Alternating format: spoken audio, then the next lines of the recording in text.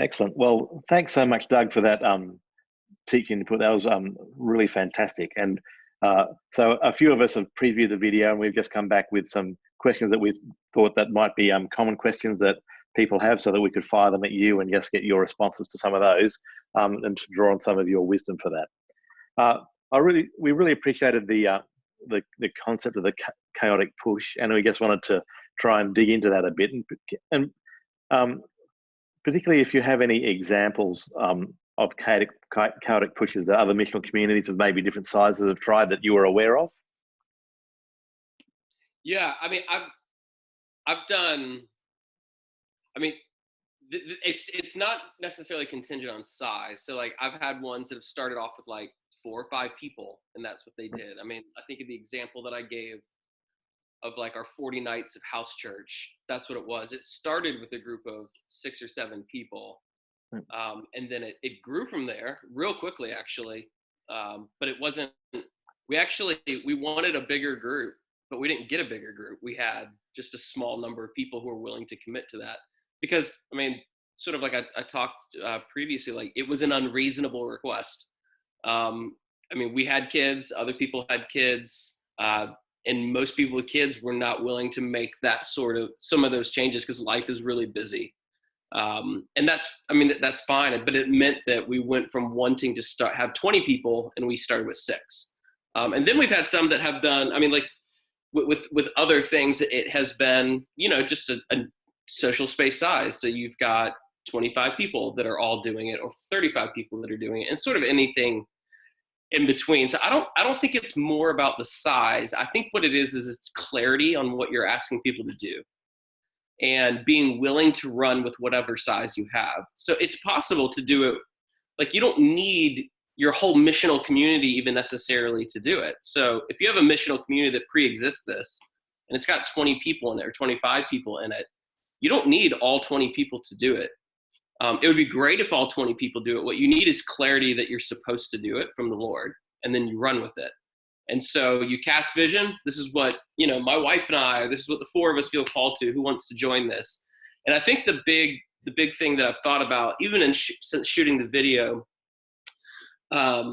is I actually couldn't sleep last night. So I was just kind of working through some of the content, because, this is what you do when you can't sleep at night. You're just wishing that you were asleep. I was just thinking about how it's really important that you don't invite people into the tactic or the vision, the vehicle of what it is that you're calling people into. So I wasn't inviting people into the tactic or the vehicle of 40 nights of house church. I was inviting people into a vision of something. And I think sometimes what we do is we don't really cast the kind of vision that we want. Like, where do we want to be at the end of 40 nights? What's our picture of what that could be like? What's the experience that we want? And invite people into that preferred picture of the future, rather than like, hey, do you want to get up at 6 a.m. and do this every day for 40 days or whatever it is that you're asking people to do? I think we start with the vision, and then we move tactically to the vehicle piece. So I don't think it matters the size. I think it's more about the clarity of calling and a clarity of communication, and like how that's going to work, and let the chips fall where they may. Okay. And so, so what are some of the things that sort of the visions that have been cast in groups that you've seen in this sort of space? Yeah, I think so some of this is, and we'll probably talk about this in a second. It's you can have like lots of imagination for what this looks like. And so it's not, we can get fixated on like this one experiment that we did. So it's 40 straight nights. It's like, it can be anything. Yeah. And it doesn't have to be stuff that we're all doing together. Yeah. So for instance, when in a missional community, when I'm first teaching people how to hear from God, and they've never done that before, one of the things that I'll do, which is difficult for people to do, is we've created these things that we call Kairos trackers.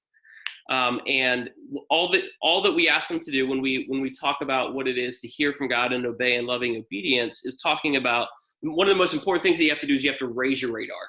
And so I do this with people who aren't Christians. You don't have to be Christians to do this, Like, you just have to, like, let's hypothetically assume that there might be a God who exists in this world. And the way that he hypothetically wants to get in touch with us is that he is going to intersect his world with our world events and the things that are happening within our hearts. And so what we ask people to do, and again, I've found 40 days just to be very helpful. It could be a month. So somewhere between 30 and 40 days. As like the incubation period for these kinds of like chaotic pushes. It's like, hey, write down three Kairos moments a day. And then when we get back together in a week, we're going to talk through one of those, or we're going to talk about and process the experience of writing those 3 things down. So that doesn't even, when we talk about a chaotic push, it doesn't have to be like just unbelievably unreasonable to such a degree that you can't imagine yourself or anyone else doing it. Now, there might be times where you feel like that's what the Lord is asking, but sometimes it's just, we have a very low bar of entry. And so we just want to raise it some. It doesn't have to be 40 straight nights together. It can be, man, we have a sense that what the Lord wants is for us to be a people who are like just unbelievably aware of what he's up to. And the only way to do that is to really give ourselves to like an awareness of what he's doing. And so we are going to raise the bar for 40 days of being aware of what God is up to. And the way that we're going to do that is we're going to write down 3 Kairos moments a day. So, I mean, I think there's a continuum of like this chaotic push, right? Like, it can be crazy extreme things, or it can just be, you're doing this individually. What we have is the missional community is a kind of like communal mechanism for accountability.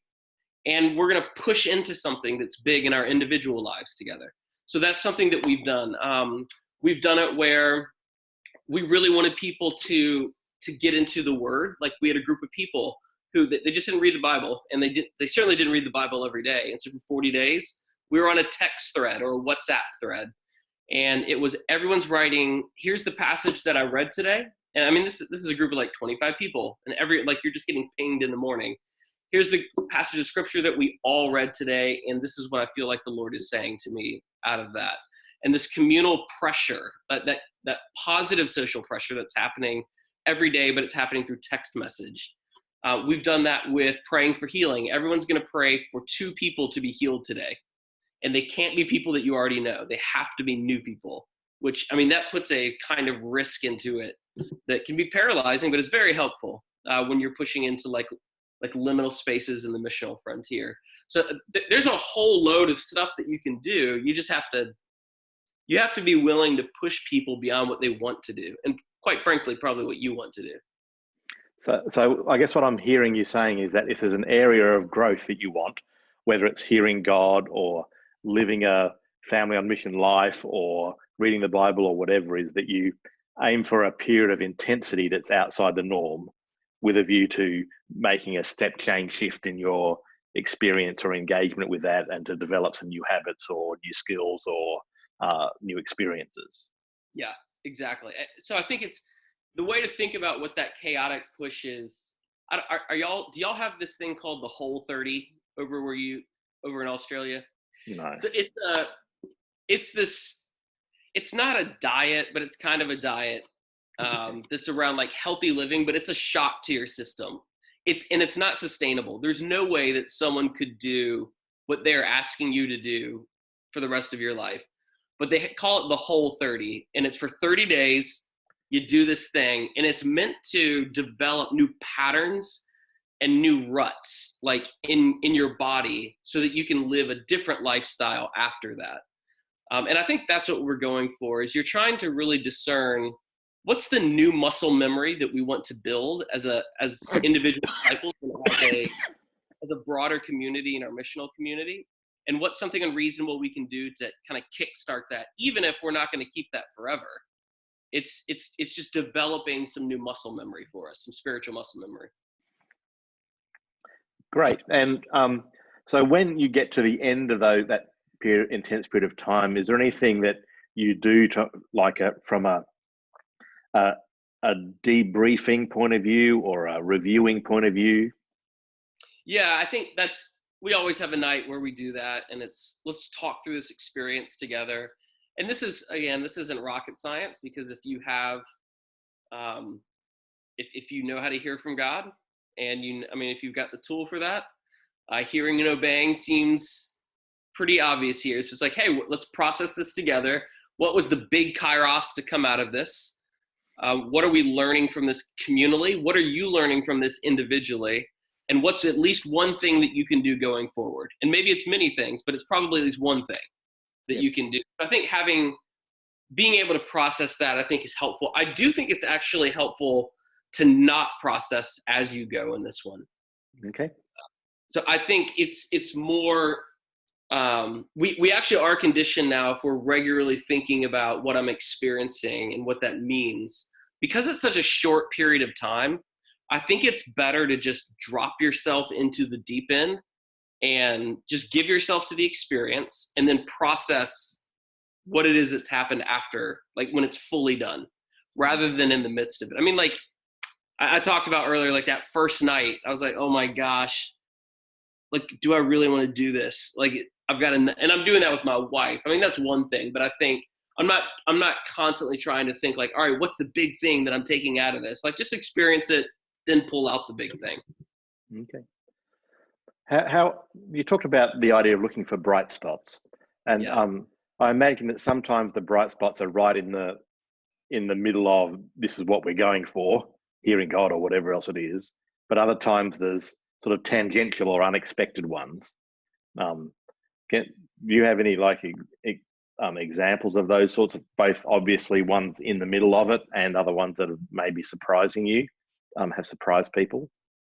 Yeah, I mean, there are probably dozens of them, but I think like one of the bright spots that we noticed, I mean, just using the original story, like 40 Days of House Church, is we just noticed that like the thing grew, and we weren't expecting it to grow.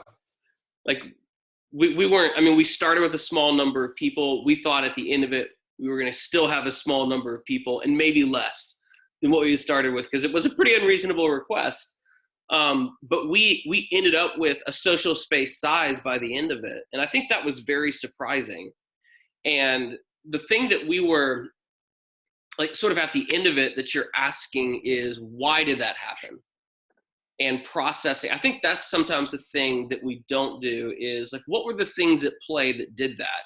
Because if I know why this bright spot happened, I can replicate it. Or at least I can like try to replicate it again. We're still iterating and experimenting and innovating off of it. It doesn't mean like it'll perfectly happen again. But I think what we were able to identify in that particular thing is, one of the reasons that it grew is because it was so unreasonable. It smashed into the rest of people's lives. And what I mean by that is, we were all committed to doing this every night. But of course, there were times where like I was doing it 5 or 6 times a week, but there was an unavoidable thing that happened on night 7 or something like that. But there were the normal things where people were asking like, hey, can you do this on this night? And I'm like, no, we've got this thing going on. And inevitably, people were curious, like, wait, what are you doing? And there was a natural curiosity factor that happened both from Christians and non-Christians, where they were like, can I come to that thing? I want to see what that is that you're talking about. And I think it was so different, and it had this like whimsical thing to it where it seemed weird, but it didn't seem unsafe, and it didn't seem like, you can come look. I mean, like, we could be the freak show out here that you're looking at, and you can leave afterwards or whatever. But I think what happened over time is, like, by the 10th day, there started to be this center of gravity that was developing within this group of people. And there was enough people like around the edges of it who were curious, and we were like, yeah, come on. If you want to see it, you can see it. And I think the bright spot was it grew. And so then we started asking, why did it grow? And what it really showed us, I think, and the thing that we're able to learn as a principle was, people are okay with things being weird. They really are. And they're okay with you doing things that seem strange, but if it has this like whimsical factor within it, people will be curious, and they can be curious for the wrong reasons, and I don't really care.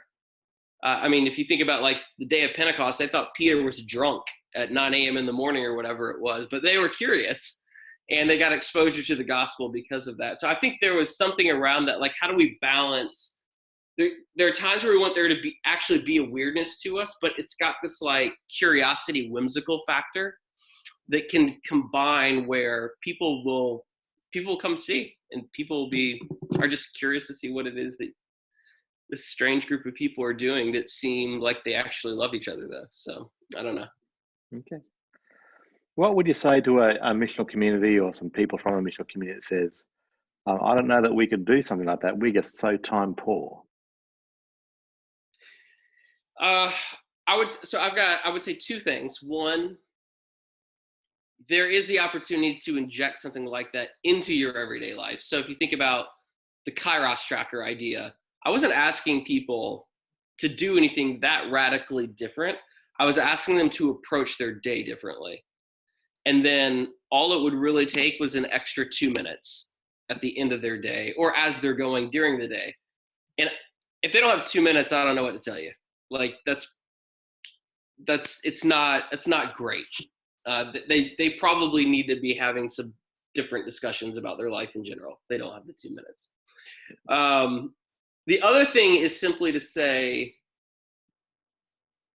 I think it was John Wesley who said something along like, every Christian needs to be ready to preach, pray, or die at a moment's notice.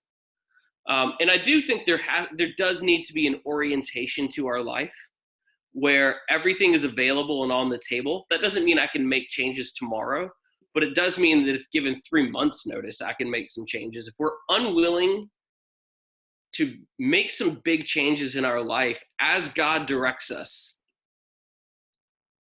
again, we do need to have some conversations probably about, like, when Jesus said in Luke 9, pick up your cross and follow me, die daily. Are we ready for that? Are we actually, because 40 nights of house church, I mean, like, I don't care if you like that's just an example. We can do that or not do that, but it's like, that was a death for me because, one, I really value my time and I really value who I spend my time with. And there were people in that group that I would have chosen differently. And that was actually the real death. Having to pull my kids out of things and reorganize things around that was, I didn't want to do that. That was really annoying. It required me having some awkward conversations with people. I think the time poor thing is we have to just think, like, why am I time poor? How, like, am I always that way? And is that negotiable? Because I think that might actually be a kairos to other conversations that group of people might need to be having, just in general. Like, if every second is scheduled for the rest of your life, I'm not sure I want your life. And that might mean that other people who aren't Christians aren't going to want it either. Like, is the time in your life good news? I don't know. Like, I might be coming across as harsh, but these are just some of the questions that I think about. Thank you for the challenge. I really appreciate that. Yeah. I don't know if you noticed, challenge is the one that I lean to. Support, not so much. The invitation. It's there if you grow it. Yeah, there you go. Good. You talked about house churches or missional communities joining together to be a tribe, and you had various different times they'd come together around out things or in things or up things. But I guess, like, if you can unpack a bit the thing about the sort of house church worship nights, and what do they look like? How do they operate? Did they sort of tend to become sort of public space service type things, or what did you do to stop that happening? Yeah, it's not. It's definitely a living room environment. Now, sometimes if you have two house churches that are coming together that are larger, you're now bigger than a living room. And so, like, in our neighborhood, there's a nonprofit that has a larger room that is like a good training size space that we can it's not comfortable. You could fit 60 or 70 people in there, and it's pretty tight quarters, but we can fit it, and we have access to that space. but it will never be larger than a social space size of somewhere between 20 and 70 people. It's got to have the living room feel. It's got to have extended family feel. And all we're really trying to do is recreate 1 Corinthians 14. And so just the idea where Paul's saying, like, look, you're coming to this table and someone might have a teaching, someone might have a word, someone might have a song, someone might have a word of encouragement, someone might have a prophetic thing. And the way that we talk about it is we're doing, in the United States, we would call it a potluck. And it's where everyone is bringing something, everyone's bringing food to the table. And it can sometimes feel like it's a bag of random. But we're all creating a shared meal together. We're all like setting the table with the food together, and we're all going to eat together, and we all get to play. I mean, it's just a John Wimberism, right? Like, everyone gets to play. And so that's all we're doing is 1 Corinthians 14. Sometimes we'll walk through that, but we have, once a year, we do a training for the people who lead those nights. And we've got someone that I'm good friends with that will come in. We've got our worship leader who's at our church that's part of that. And it's a completely different skill set than what like a public space gathering is going to look like. And very few people know that skill set. And so we have to teach them. And so that's one of the things that we do once a year is we get all of the leaders together who are leading those nights. And we spend a Friday and we spend a chunk of a Saturday kind of walking through those things, practicing those things, debriefing, training, that kind of stuff. That sounds like a whole other topic, and would maybe love to. It is a whole lot. Yeah, it is. Try and tap into some of that from you. That would be good, but that's sort of beyond the scope of today. Well, and just one other thing that I would say is it's important to think through that worship part of, if you've got someone who can lead musically, great, but you don't. That's not a requirement. And so if you have groups that are coming together and they don't have that person who can lead musically, you can still learn all that stuff. Like, you're still able to lead all of that stuff. And I think that's a thing, because if you've got a group of people and there isn't that musical presence there who can lead that, it can feel very overwhelming. Like, I don't get access to that. You can have access to that. It's just, again, you're going to have to, it's a learning thing. So what, sort of to whet our appetite maybe for the future, what would be like the one sort of key skill that's different from a public space setting that a person might need to have or learn to do? I think it's about creating space. And it is, I mean, like I think one of the things is creating an expectation that everyone is going to do something tonight. And so, with a large group of people, there will be times where you're going to get into multiple groups. So it's not, there are 70 of us and there's only one experience happening. It might be that there are 6 or 7 different groups that are smaller, doing different things at different times. So you've got like subgroups in the same place. Everyone's going to participate. And so oftentimes it's saying, kind of like praying, welcoming the Holy Spirit into the evening or into the morning or whenever it is that you're doing it. And then, like, just as a regular practice, just say, like, hey, we're going to take 3 minutes and we're going to be completely silent. And I want you to imagine that the Lord has given you something that he wants you to share tonight. What is that thing? And write it down. And so part of it is having them identify immediately something that God might want to share. Not that you have to share, but that God might want to share. And that is their way of, like, getting their spiritual food ready. You've now got food in the oven, and at any time we can pull it out. And I think that's one small tactical thing that we've learned to do around creating space. And then the facilitation of that is wildly different than, like, the worship leader directively doing something in public space. But I think prepping people to get ready to share something is one of the most important things. Good. Excellent. I think that's really helpful. Thank you. Yeah. And just the last area that we'd love just to dig into a bit was the whole sort of challenge about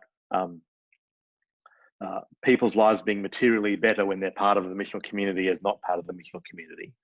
And one of the questions we had was, have you ever seen and noticed a tendency of missional communities to become insular when they're going for that? Because we've got limited resources. If we have more people in, it'll be diluted. They won't be materially better if we have too many people come to it.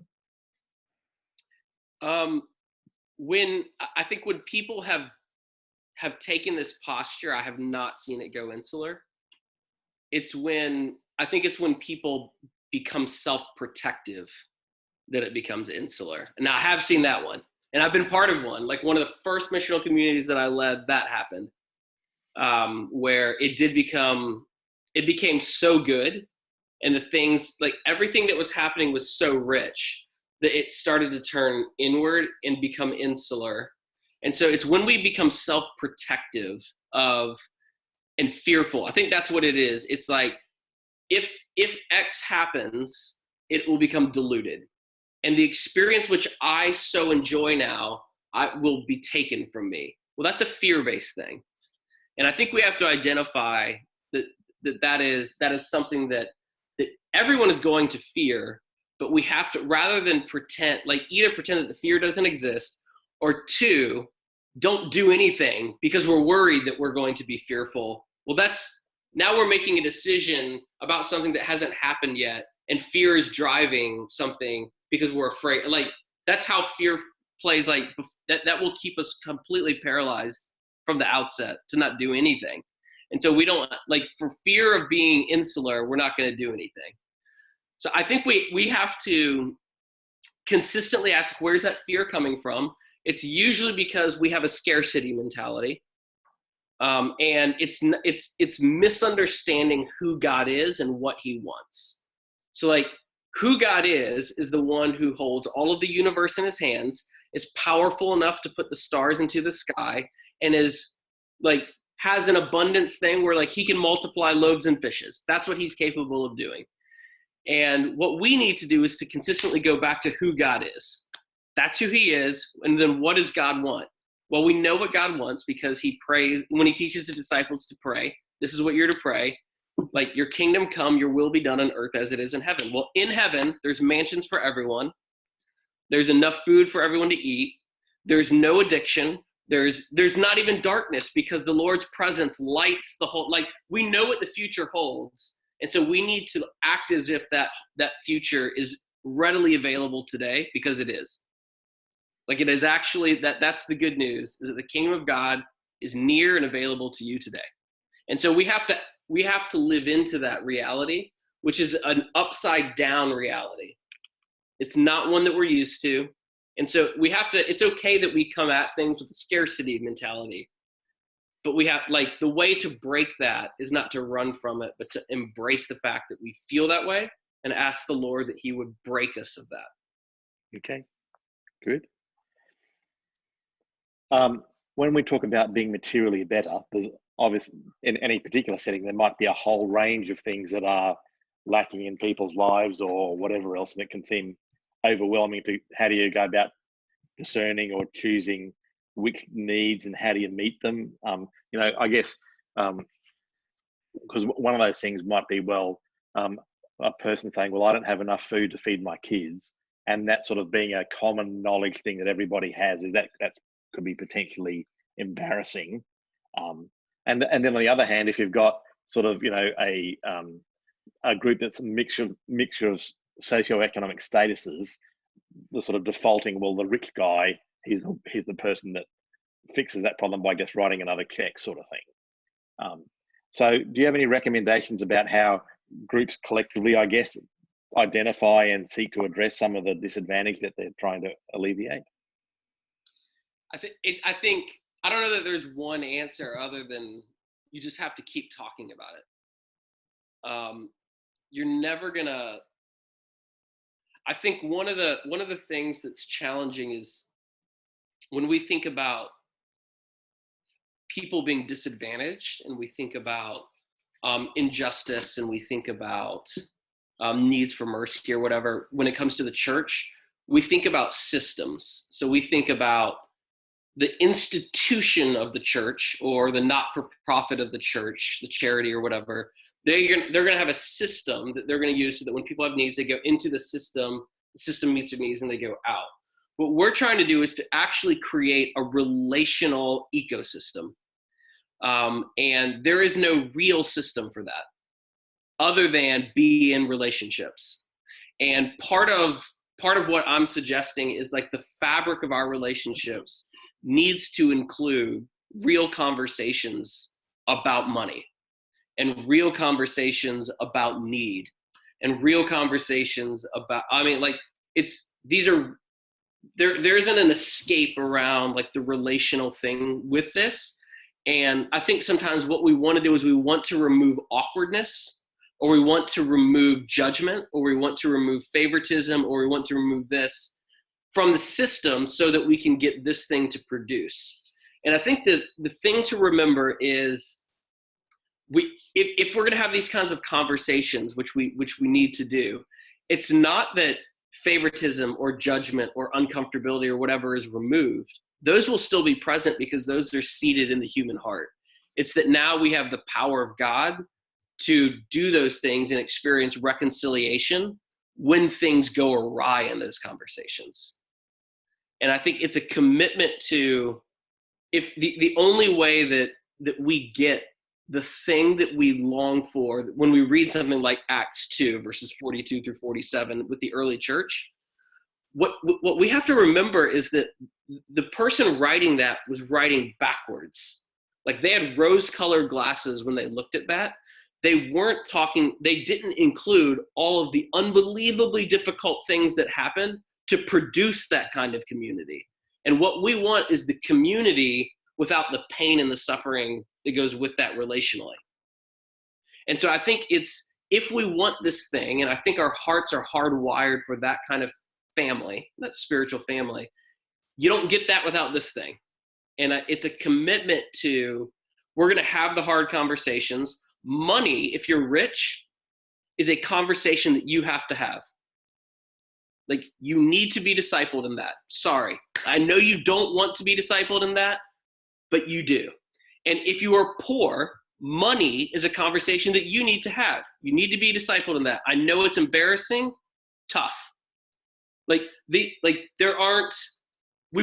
Sometimes I think we want the best things without the hard things. And part of this, when we talk about material well-being, that is a money conversation. For people who are in the extended family size, so there aren't that many of you, that means you probably know most people's names, faces, and stories. And it means some of them you like and some of them you could do without, but you're together anyway. And so I think that's the thing. It's saying we will have these conversations. It's going to be awkward sometimes. It will be hard sometimes. But we have been given, according to Paul, the ministry of reconciliation. We have been reconciled to God, and now we have the power to be reconciled to each other when things go awry, which I think that's an inevitability.